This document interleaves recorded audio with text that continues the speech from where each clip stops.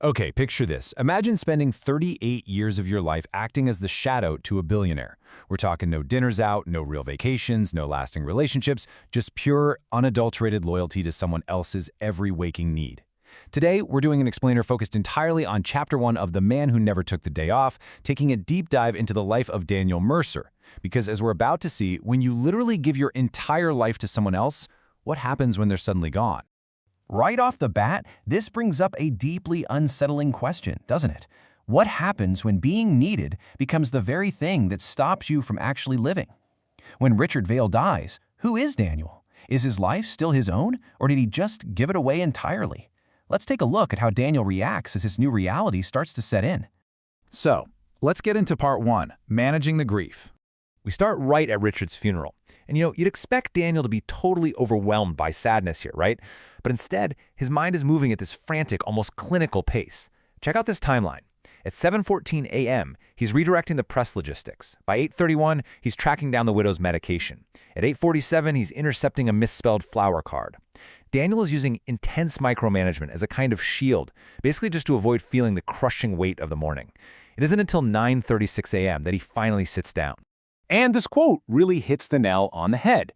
Daniel hasn't had a single moment to process what this death actually means. I mean, for 9 straight days, ever since that 4:13 a.m. call about Richard's collapse, Daniel has just been scheduling the absence, canceling flights, drafting notifications, organizing this exact funeral. He's been entirely too busy organizing death to actually grieve it. Which brings us to part 2, the illusion of we. As Daniel finally takes a seat in the front pew of the cathedral, surrounded by all these incredibly powerful people, we get a flashback that reveals exactly why he made this monumental sacrifice. Picture a 26-year-old Daniel at O'Hare Airport just desperately trying to keep up with Richard. Richard looks out at the lights and says, "We are going to build something that lasts." Young Daniel is completely intoxicated by this. He gets totally swept up by the thrilling inclusion of that tiny yet incredibly powerful word, we.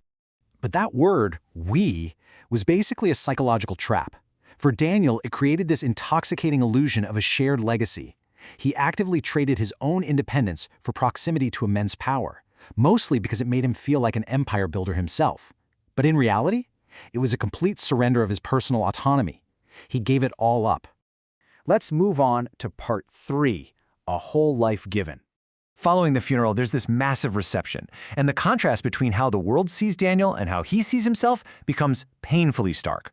A retired board member approaches him, genuinely meaning well, and says, "You gave that man your whole life." Outwardly, Daniel just accepts the praise, but internally, he immediately goes into defense mode.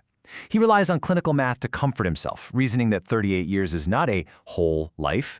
He's 64, there is still time left, right? Then, looking up at an enormous portrait of his late boss, Daniel notes Richard's relaxed confidence, the confidence of a man who truly believed any room would eventually arrange itself around him. And right here, the bitter irony just hits Daniel. Richard's rooms only arranged themselves because Daniel spent his entire life secretly, obsessively arranging them behind the scenes. Richard got to play the grand visionary, while Daniel was relegated to being the invisible architect. And that perfectly sets up part 4, the empty calendar. Later that night, the busy work at the funeral is finally truly over. Daniel is alone in his minimalist condo, and he opens his calendar. Now, for decades, his schedule was this chaotic mosaic that literally looked like stained glass, just dense blocks of color compressed into every single waking hour, early flights, last-minute changes, 2 a.m. emergency calls. That calendar was a physical, visual representation of his entire identity. But now, as he swipes forward, all those vibrant colors just vanish. Tomorrow has a few calls, Thursday has 1 appointment, and Friday is completely blank. As he keeps swiping, you can feel the absolute horror setting in. September, October, November. Just weeks of empty, white space. The kitchen around him is dead silent. He feels like he's confidently opened a door, expecting to find a familiar room, and instead, he's just stepped out into thin air. Staring at the silence of a life he never actually lived, Daniel realizes a devastating truth. He did not feel free. He felt unnecessary. Without Richard's overbearing demands pulling the strings, Daniel literally has no identity, no hobbies, no deep personal ties, nothing. I mean, have you ever felt that way? Like your entire worth is totally tied up in what you do for someone else rather than who you actually are? So that brings us to part 5. What happens next? Because this devastating silence in his apartment, that's really just the beginning for him.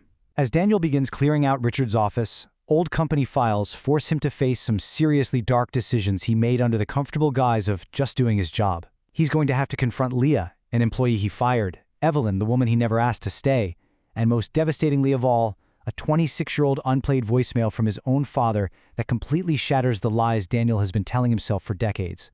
So, what actually happens when a man who has never lived for himself finally has to answer for the life he gave away?